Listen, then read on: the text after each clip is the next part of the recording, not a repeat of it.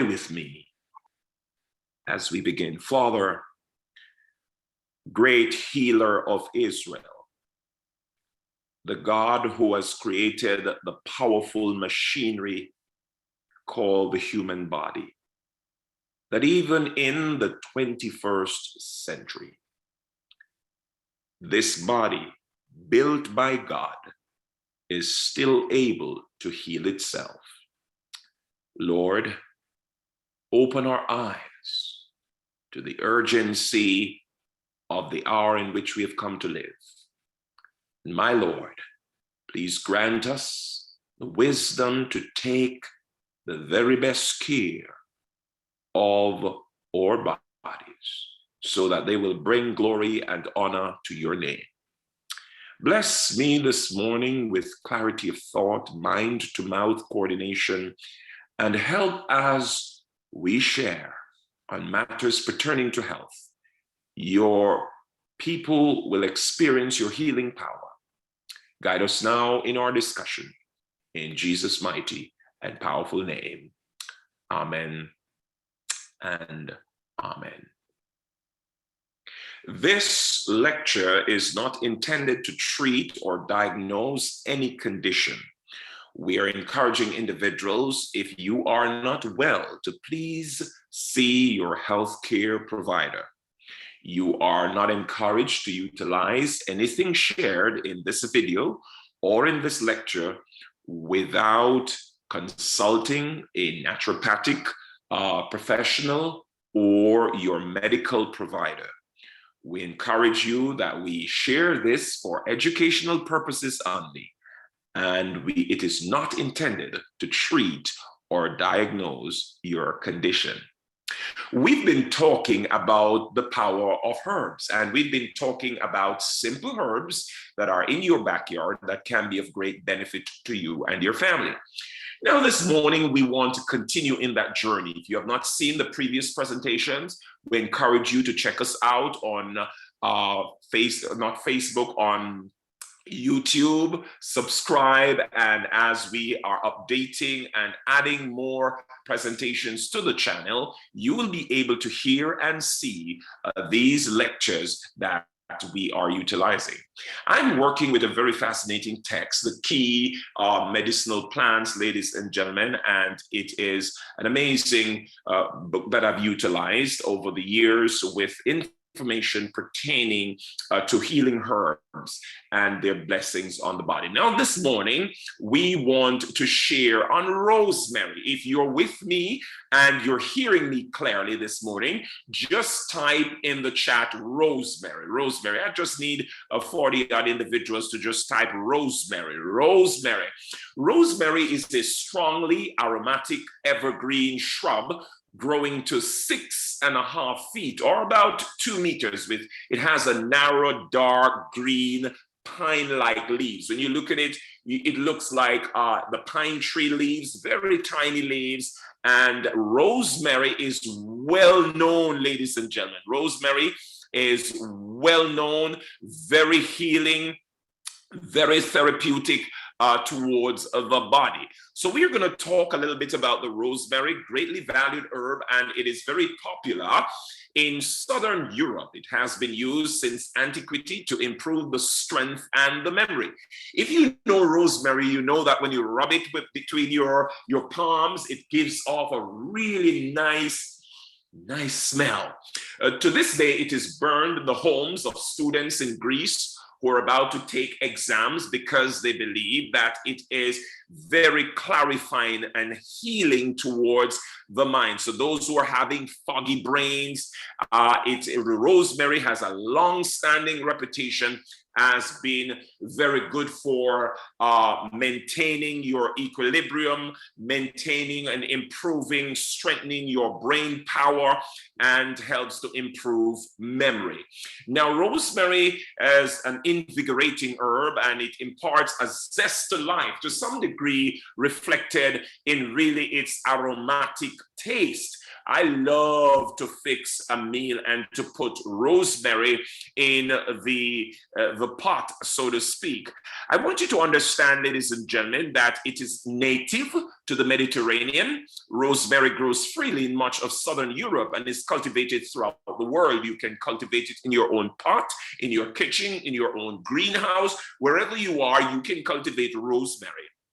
It is really propagated from the seed or cuttings in the spring, and it prefers a warm, moderately dry climate and a sheltered site. So this is one of those herbs that you can grow inside. The branches are gathered during the summer after the flowering part is dried in the shade. Now, we're going to talk about the benefits and blessings of the rosemary. There are some key components that are found in it. We have what is called 1 to 2% of your volatile oil. And I've been talking about the volatile oil, but rosemary, ladies and gentlemen, contains some powerful oils that you may have heard of. Boreneol, camphene, camphor, and cinole. These are three powerful volatile oils found in rosemary that is very healing and very transformative to your health and mind. It also contains flavonoids. We talk about apegnin. We talk about diosmin. Very healing towards the human body and very, very helpful. Now, your rosemary, ladies and gentlemen, contains tannins, contains rosmarinic acid, and it contains diterpenes, include carnostic acid and carnosol. Now, ladies and gentlemen, you're going to find the stimulating power of carnosol, its benefit on the system, the astringent and nervine nature of the elements in your rosemary and how they can be a blessing to you. So what does rosemary do to your body? It's a tonic. It's also a stimulant. It's an astringent. It's a nervine. It's anti-inflammatory. It is an antioxidant, ladies and gentlemen. Really, really, really helpful for healing of your body. If you're able to see my screen, I'm scrolling up to a picture of the rosemary. You know it. If you're from the Caribbean, it flowers a nice, beautiful pinkish flower, but the leaves are very willow-like, spiny looking leaves. The rosemary, ladies and gentlemen, there was a study done in 2011, which is fascinating. It was published in the phytotherapy research. It found that rosemary exerted anti-inflammatory and protective effects on the inner lining of your blood vessels in young adults. The research supports the understanding that many active compounds in rosemary support a healthy circulation.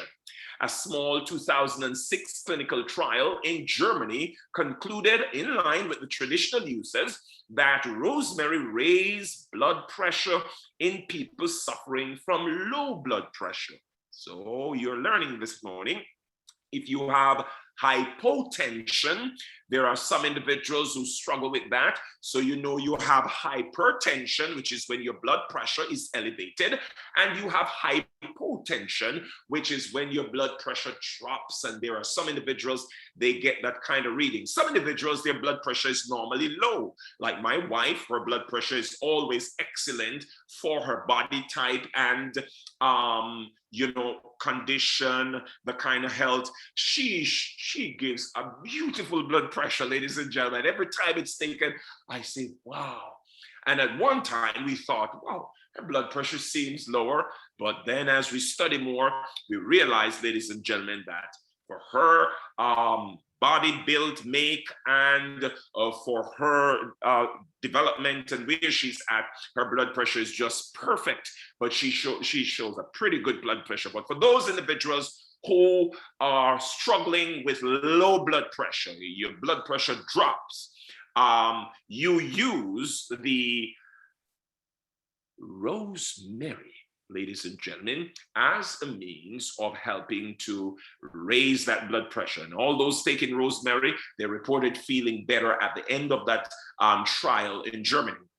Now, there was a Japanese laboratory research in 2003. It found that diterpenes within rosemary, which is your carnosic and your carnosol, they strongly stimulate nerve growth factor. Nerve growth factor. Now, ladies and gentlemen, this is very, very important because there are many individuals who are dealing with serious nervous condition. Their nervous system is in a disarray, and the health of their spinal cord, the health of their entire nervous system is out of whack. Well, what they have found is that the rosemary stimulate what we call the nerve growth factor, that the rosemary stimulate even nerve repair, so damage to your nerves. And there's a 2015 review in Cancer Letters. It stated that these constituents also had promising results of anti-cancer activity. So they're still studying the rosemary regarding cancer. So ladies and gentlemen, I remember we used to get the rosemary tea and the bush was nearby, and you would have that, ladies and gentlemen. It has this nice fragrance and lovely. It's very, very good for your nerve, and it has anti-cancer properties in it. Excellent for low blood pressure and a real benefit for you. Now, rosemary has a central place in herbal medicine as a warming, as a tonic remedy that stimulates blood flow throughout the body, especially in those with low blood pressure. We talk about that. And it's even thought to promote blood flow to the head. Thus, those who are preparing for exams, who are studying, want to improve with memory, concentration, they would burn the rosemary. It's not because they believe in necromancy, but our parents, they knew the right stuff. They would burn the rosemary in the house, even for those who are studying, and it would be very, very helpful. We would also drink that rosemary tea, and it would improve the memory and concentration. It can be taken also to relieve migraine headaches, and encourages hair growth. Yes, I've seen women who use it to wash their hair. All those naturalists out there, it's a great herb that you can use to wash your hair, and to keep it growing and in tip-top shape. You can get even the rosemary oil that you can use to massage the scalp to help to improve and deal with issues relating to alopecia. So it's very, very helpful, ladies and gentlemen. Poor circulation, it raises, of course, your blood pressure, and the herb is valuable for the fainting and weakness associated with deficient circulation. And the rosemary aids recovery from long-term stress. You know, what we call the oxidative stress upon the body. When the body is placed through, you know, we're going through a tough time and you're stressed and your system is really out of whack for the most part. Because, you know, as you go out there, we're in a time of pandemic, ladies and gentlemen. And what you find out is that all of us, we're interacting with the virus, whether or not you believe it or you think you're being so protected. All of us, it's in the air that you breathe. Yes, ladies and gentlemen, it's around people that you work with. People have it. People have recovered. They have residual stuff, and you go, and then we have what is called the viral load. You know, the amount of the virus that is present in maybe you or someone else, or in an area that you're at, and we are bombarded. Even if you work in healthcare, ladies and gentlemen, you're exposed. So because there is so much stress going on in our bodies, ladies and gentlemen, the rosemary is excellent to recover from this long-term stress, and for individuals who are dealing with chronic illness. It is really thought to stimulate the adrenal glands, and it is used specifically for those dealing with debility, especially when accompanied by poor circulation and digestion. So those convalescents, those who are in nursing homes and all these places who are, you know, they're weaker, debilitated by chronic illnesses, long-term illnesses, ladies and gentlemen, they can use the rosemary tea if it is great and their body can deal with it. They can utilize it. Now, it's also a very uplifting herb. Rosemary is often prescribed for people who are stressed and failing to thrive. It's valued as an herb that raises the spirits. It's useful for mild depression. You can burn it in your home. It's applied as a lotion or a diluted essential oil. Rosemary eases aching. Those who are dealing with rheumatic muscle spasms, you can utilize the rosemary oil. You can add the infusion or the essential oil to your bath water, even for a reviving soak. So it's excellent for premenstrual syndrome. It's excellent for migraines. It's excellent for sore throats. It's excellent for tired, aching muscles. So ladies and gentlemen, we want to caution you not to take the oil internally except under a professional practitioner's supervision. Ladies and gentlemen, you have to know the quantity, the amount of the rosemary oil to utilize internally. And there are in certain situations that we work with individuals that we utilize it, but you have to be guided as to quantity, when, timing, ladies and gentlemen, and the how of it. So you will need guidance in utilizing this. But of course, the dry leaves, they are used, and the fresh leaves are used. They are gathered in summer, and they're distilled for their oils. The tincture is an excellent tonic for stress. You can take 40 drops. You can even purchase it in your whole food natural store, and 40 drops twice a day, daily with water. It's an excellent tonic. It's also an essential oil to improve concentration. You can burn the rosemary, several drops in an oil burner, and you can burn that in your home. You can make infusion to relieve your headaches. You can take 2.5 teaspoons every 3 hours, and you can rub this into your scalp, and it improves hair growth also. Now, ladies and gentlemen, cheers to the rosemary herb number 1 this morning as we share in this presentation. Now, the next one I want to share with you briefly this morning, most of you may know it, some of you may not. We call it the white willow. We call it, some individuals call it the weeping willow. The willow tree, the willow that has the willow bark. Yes, we call, the white willow. The willow tree is one of those trees that is really a deciduous tree, and it's excellent. It grows through the winter. It stays green. The willow. They sometimes utilize it, ladies and gentlemen, in so many different ways. It's really the original source of salicylic acid, or pharmacists who may be on, and others. Salicylic acid is that a substance, or that acid in, this is the forerunner to aspirin, basically. But also salicylic acid is in your astringent kind of stuff that you use on your face. When you go to the store, you're gonna buy any of these, facial scrubs or stuff. It will have salicylic acid in there. And ladies and gentlemen, sometimes salicylic acid is not necessarily from white willow. There are other ways of making salicylic acid, as you will note and learn, but it's the original source. That's where salicylic acid comes from. It is from the white willow.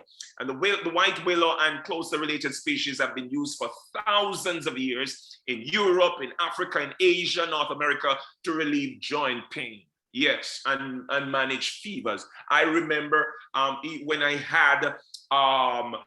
had measles. I had measles when I was a child. As a matter of fact, all of us, I think if my sister is on, she can attest, we had measles. And Mama, she used the tamarind and the white willow, and she boiled that pot of herbs, ladies and gentlemen, and she washed her skin with it. And my, ladies and gentlemen, the measles went on our skin pretty nice. So, people, they were doing these things, and we did not realize how beneficial they were.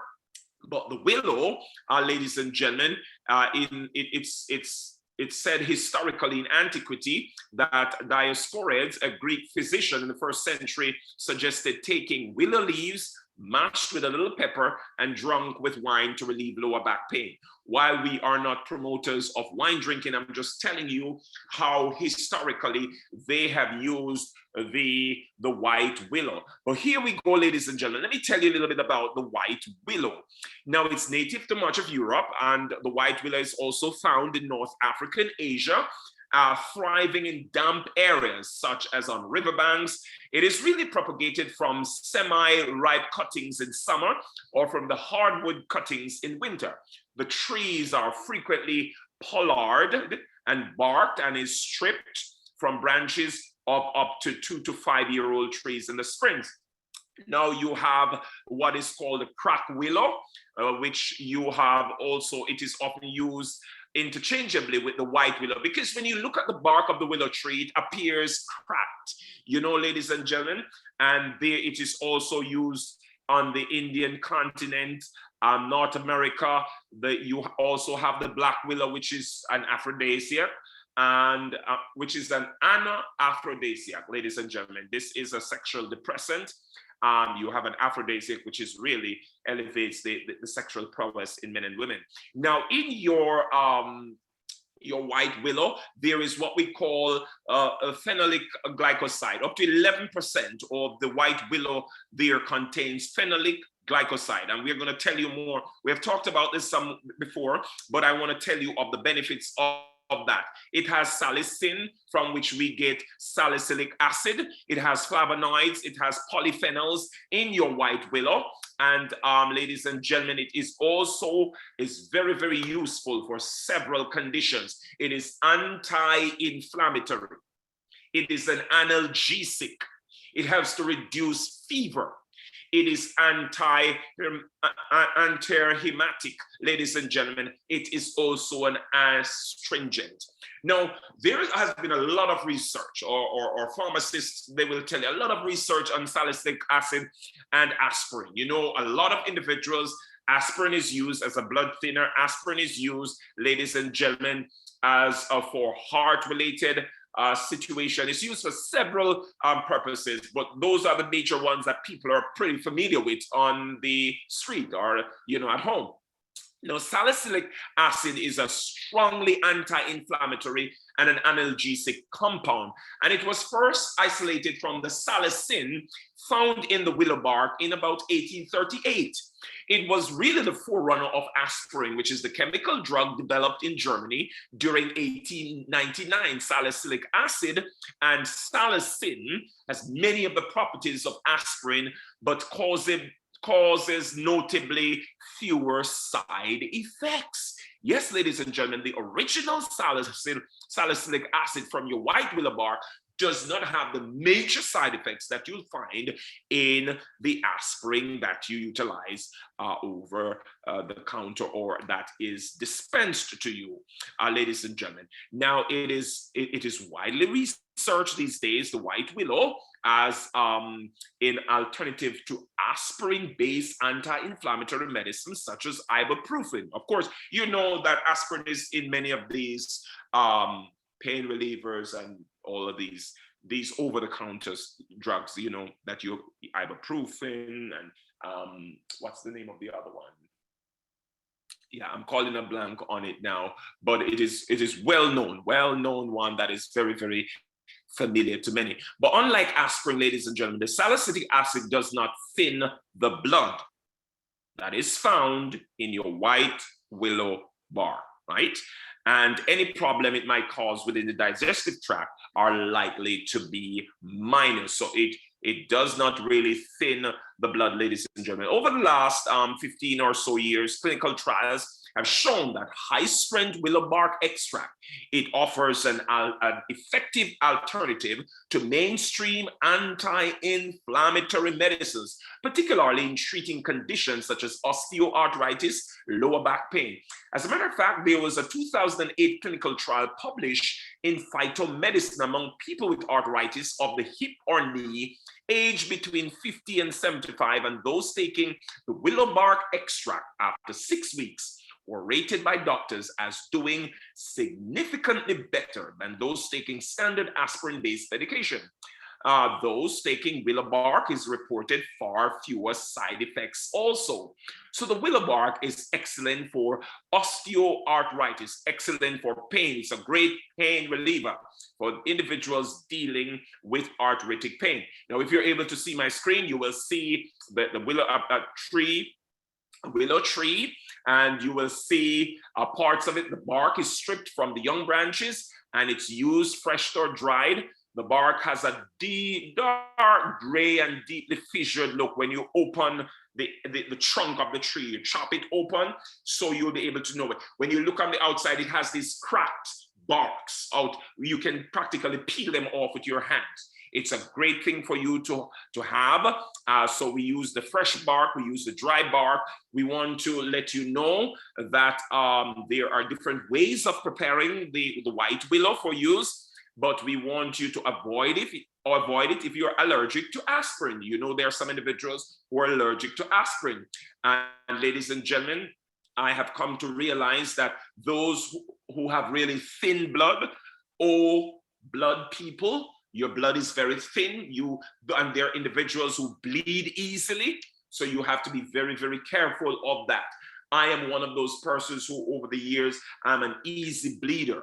And ladies and gentlemen, I try to avoid cuts, and I try to build up my K factor, and so that helps with that situation for those. But naturally speaking, all blood individuals, they're naturally, the O blood is the thinnest blood. O blood is the thinnest blood. The O family, yes, O family blood, O positive, O negative, very thin blood.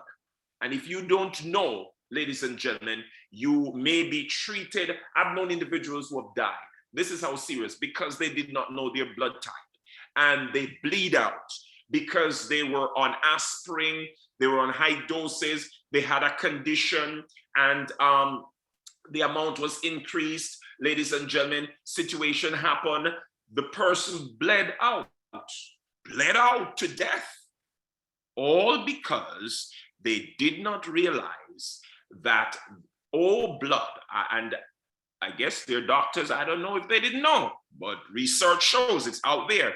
O blood is the thinnest of all the blood family, ladies and gentlemen. And you have to be very careful when you're utilizing certain drugs with O blood people.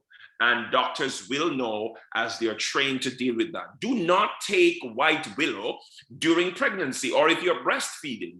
It's not suitable for young children. Really, it may cause a gastrointestinal upset. And if you are utilizing it and it's causing that, we encourage you to desist.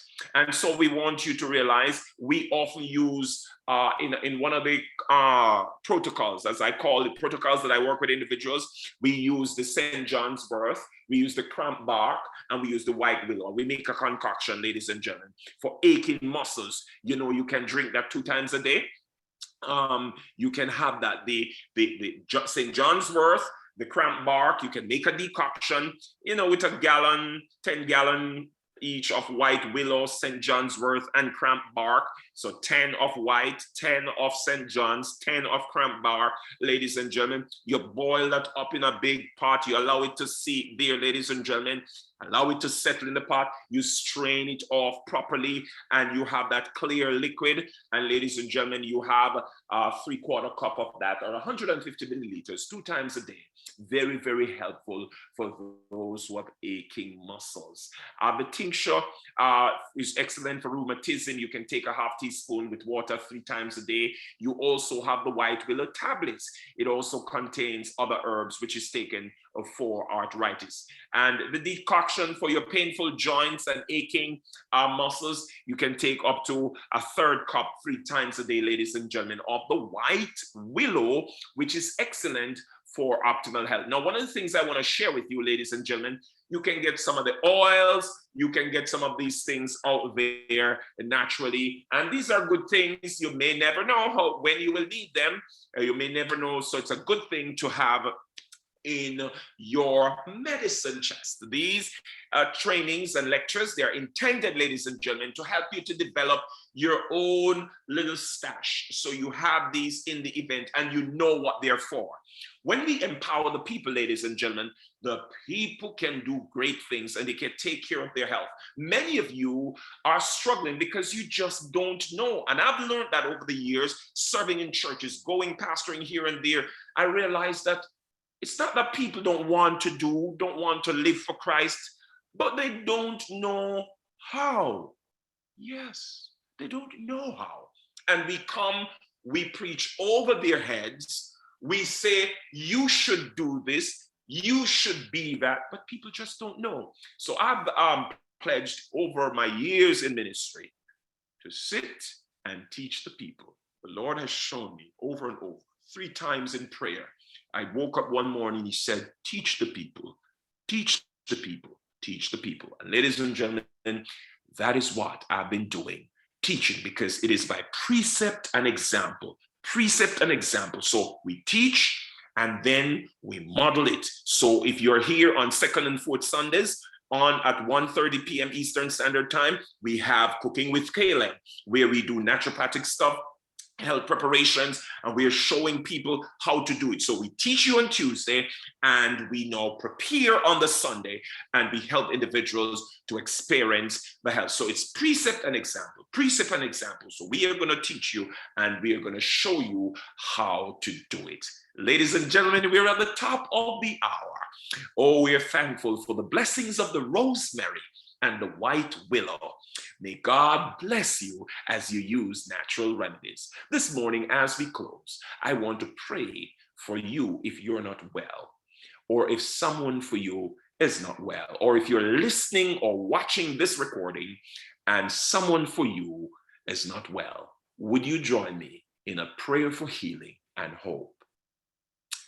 God of hope, who through your eternal covenant, mercies and kindness have been extended to Adam's fallen race. This morning, we have come from the east and the west. We have come from the north and the south. We have come to join with Jesus as guest and to lift and to praise and to honor your mighty name. O Lord, how excellent is your name in all the earth.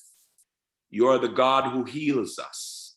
You send your word and you heal all our diseases. We pray that you would bless your people today. Remember those who are struggling with health conditions that seem so unbearable. We are in the midst of a pandemic, and oh God, your children are struggling. Remember the many in hospital rooms whose lung capacity has been severely and adversely affected. Remember the doctors and the nurses who attended to them. Remember every person on this conference this morning listening to or watching this lecture. Oh God, remember our health. Preserve us in these challenging times. Protect us as we go out from diseases and pestilences. Keep us in the hollow palms of your hands. For we are told the fearful and unbelieving will not inherit your kingdom. Grant your people faith instead of fear. Grant us courage and confidence instead of unbelief. May we trust this body built by God into the hands of the omnipotent. May your people this morning who are sick experience your touch.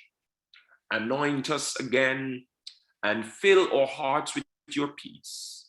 Save us and seal us for time and for eternity, so that when the roll is called up yonder, we will be there, is my prayer in Jesus' mighty and powerful name.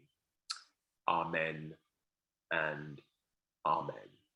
Until we meet next week, Tuesday, at 7 a.m. Eastern Standard Time, and every Tuesday thereafter on this platform for your health and you, Have a great and godly day.